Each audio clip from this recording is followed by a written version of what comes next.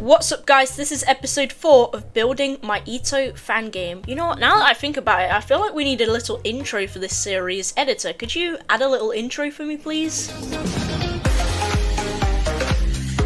Anyways, as you saw by the title of this video, I have fully built my second tower called the Tower of Beginner Struggle. As you can see by the framing, it goes from dark blue to white, and you can clearly see that if you just look over there. I've built an island for it and everything. I totally didn't copy and paste the previous island or anything. And I'm going to showcase the whole thing, and then we're going to get some playtesters to experience this tower, just so it gives me an idea on what parts I need to change. So let's get straight into this. Well, this is it, the first real tower. Before I leave, there's one more thing I want to say. This isn't the right way. The wall behind where you spawned is fake. Yeah, so if you come over here to this wall right here, it just disappears, never to be seen ever again. And yeah, as you can see, there's a little bit of structuring. We got some damage bricks right here, we got a tightrope right here, and as you can see, there's a platform right here that seems to be non-collidable. And also, if you fall out of this, there's a truss where you can just climb back up. But the only way to activate this platform is to make it through the spinning damage bricks. Also, be aware that you can touch these, so it might push you around and might cause a lot of damage, so you just gotta be careful about those. And yeah, that should activate the platform, and then you can go round like this and jump around these corners. And then we got this cool rolling cylinder right here with nothing much else to it. But like I said, I might change some stuff later depending on what the playtesters think. And yeah, as you can already tell, this tower focuses a lot more on like spinning platforms and stuff like that, rather than just like, you know, regular stuff. And I feel like it has some pretty unique concepts. As you can see, we got this little windmill right here that you gotta go across. And we got a moving platform.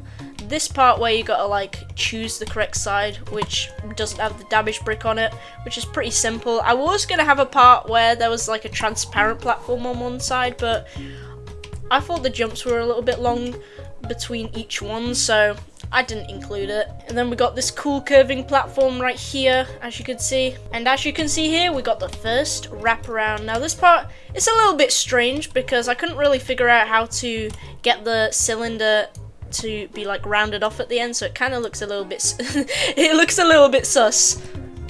And then we've got some more spinning damage bricks. I'm pretty sure these are non-collidable, so you don't have to worry too much. And then as you can see, we've got these two little buttons right here, and they activate different pathways. Now if we just go down the left pathway, which has got like a wraparound, you can see there's an orange wall that's blocking the path off. So what you got to do here is press this one, go across this pathway. Now I know I didn't introduce this in the tutorial, but I was running out of ideas, okay? And then the orange button's right there, and you can make it through safely. And then you can climb up this truss, go across this, avoid these little poles right here. And then there's some rope swings right here, and this part you gotta be a bit careful of because obviously you can't jump on the transparent platform, so you gotta jump on the moving platform. Wait till it goes up. I was gonna add like a pole here, but it didn't really work too well. We've got some thin platforms here. This part where you gotta kind of circle your way around. Some spheres. Another one of these curving platforms. I feel like some parts could be a little bit better, but obviously this is made like before it was play tested. Another wraparound. This part where you gotta go on one stud.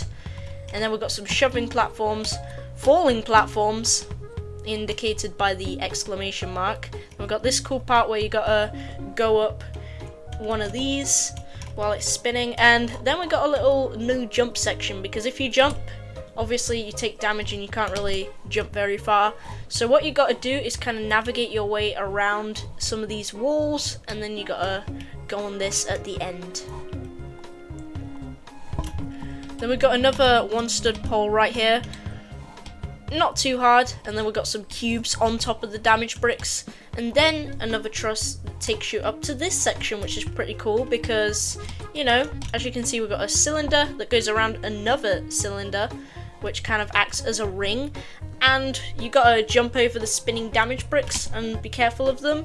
and then you climb up this truss, and if you're wondering what these glowing platforms are, they're not indicators, they're actually bounce pads. So what you gotta do is use them, go on this conveyor, and if you don't feel like taking the conveyor, there's always like, you know, a little sideline right there. And then we've got the outside section. Now this one's got a couple of, you know, bits that are harder than usual. Like as you can see, we've got a 2-stud wraparound, but it goes downwards a little bit, so it's not too bad. This head hitter that you gotta do, which is the first head hitter you're actually introduced to. Now it may not look like the safest spot for a head hitter, but I did add some walls to kind of protect you from falling on this part. And then you gotta kind of maneuver your way around these, and then we got another wraparound at the end. And then we got this cool part where you get launched up by the X pusher. Alright, now this part, it might be a little hard to see, but this part actually spins around along with the damage brick. So what you gotta do is make your way around each of the corners like this.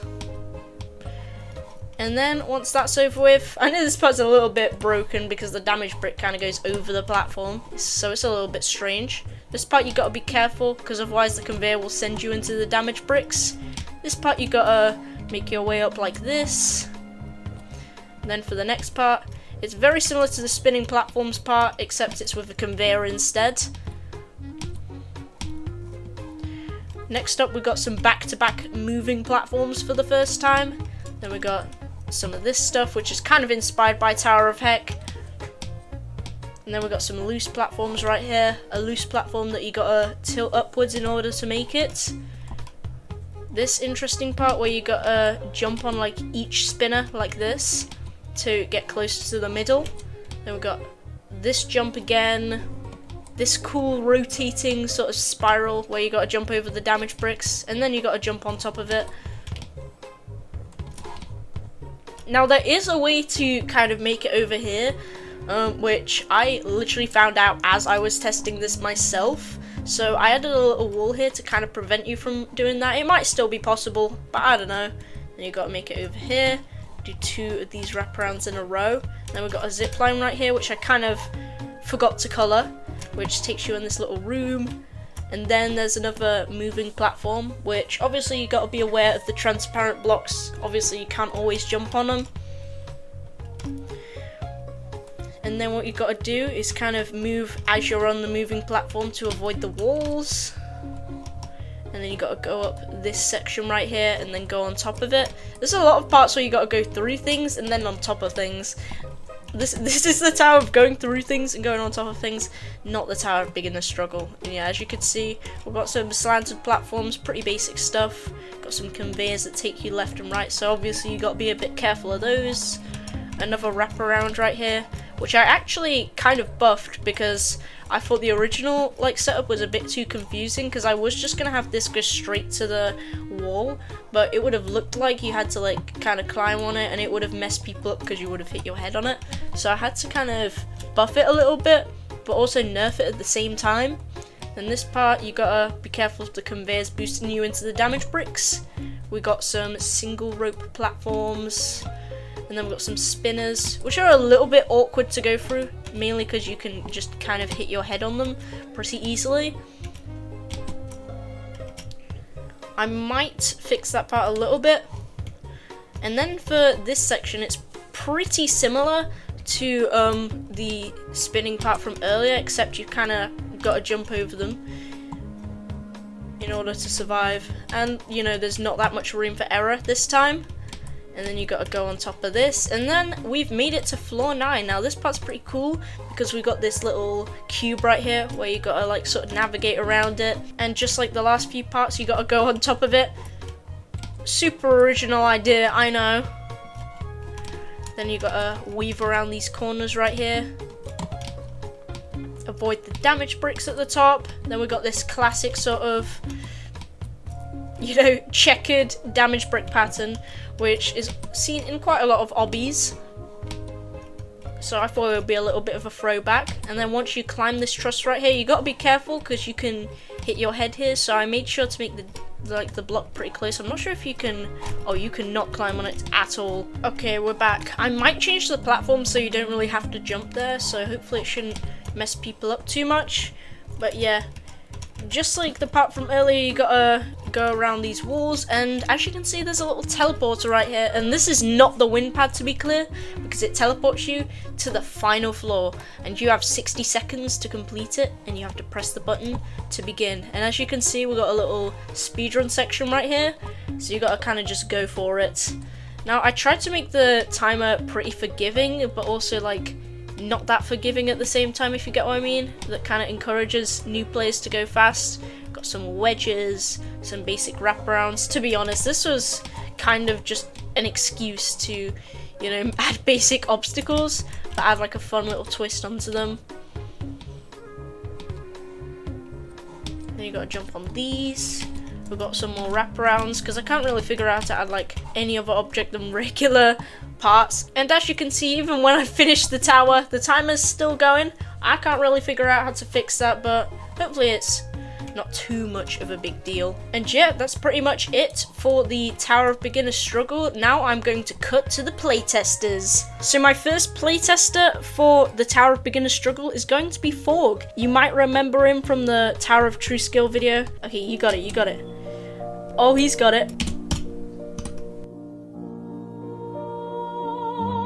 He actually showed me one of the important skips. Oh wait, it says you joined. So we got Tower of First Steps and Tower's Beginner's Struggle. This looks like Tower of Bone Snapping. This bit you gotta be kind of careful of, because the kill bricks have colliders. So you gotta go up this. It's looking alright. This is alright, it's alright. What difficulty is this? Medium?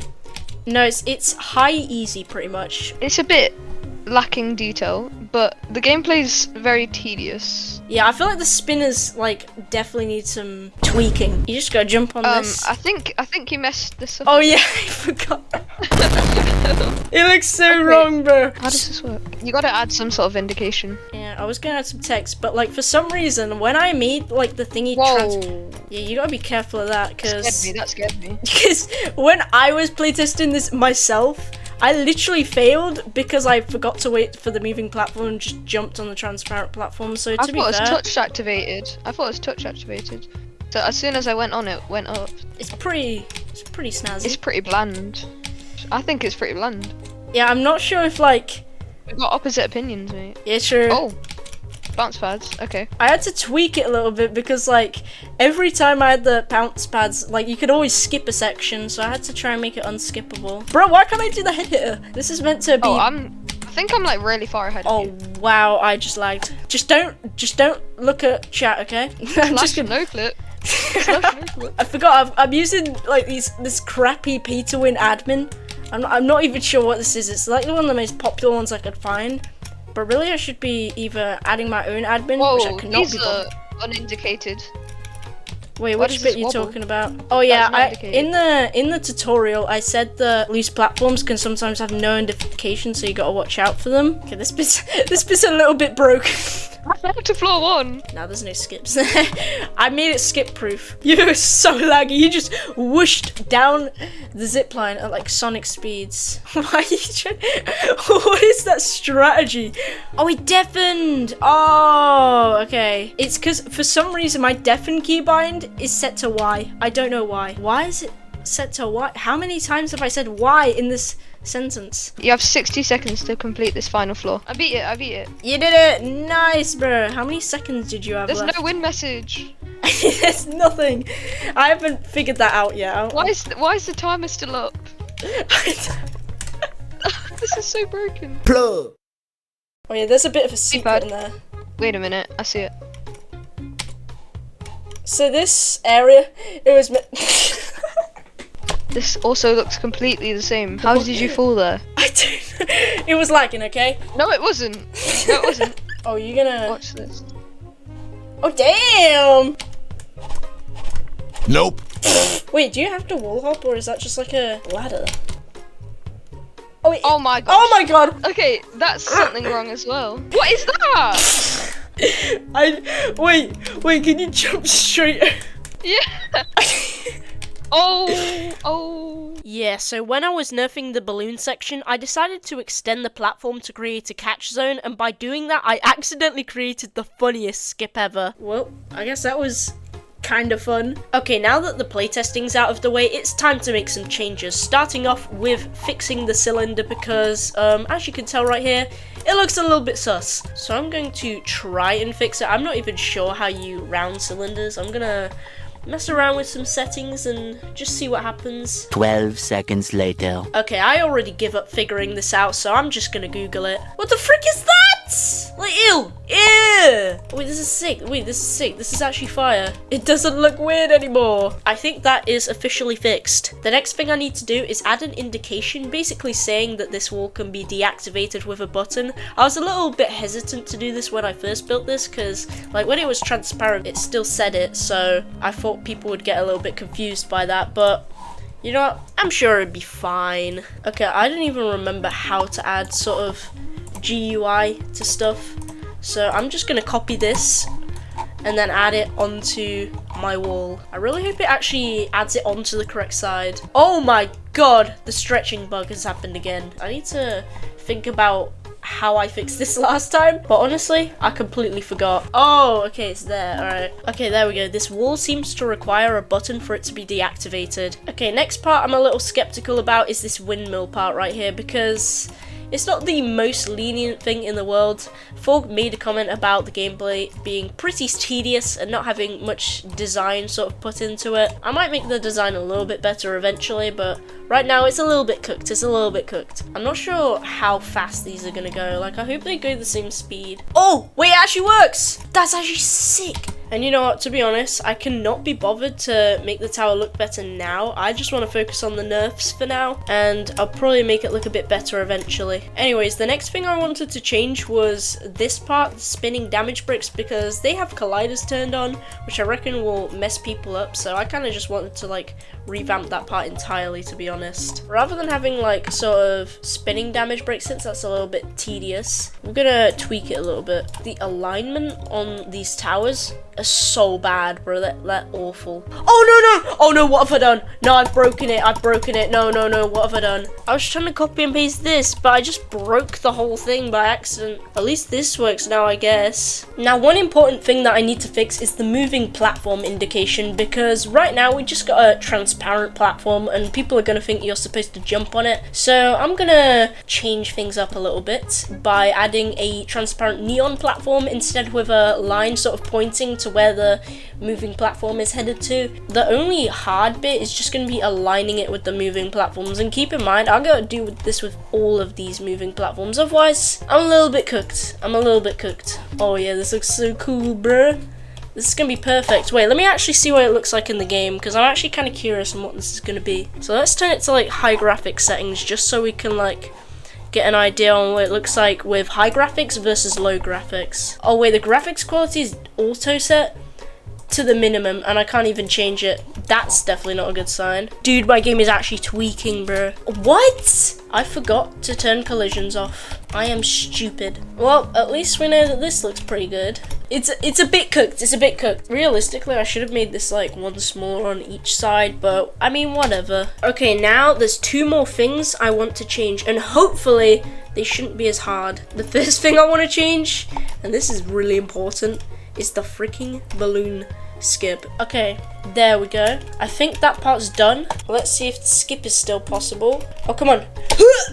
Oh. Now the final thing I want to do before I officially declare this tower as finished, refurbished, playtested, and ready to be published is that I kind of want to change the admin from HD admin to Cole's admin, because apparently that's a lot better and you can't just pay for administrator and it doesn't give you like a million pop-ups. Anyways, I really hope you enjoyed this video. Make sure to leave a like and subscribe if you did, if you never want to miss when I post a new video, and I'll see you next time.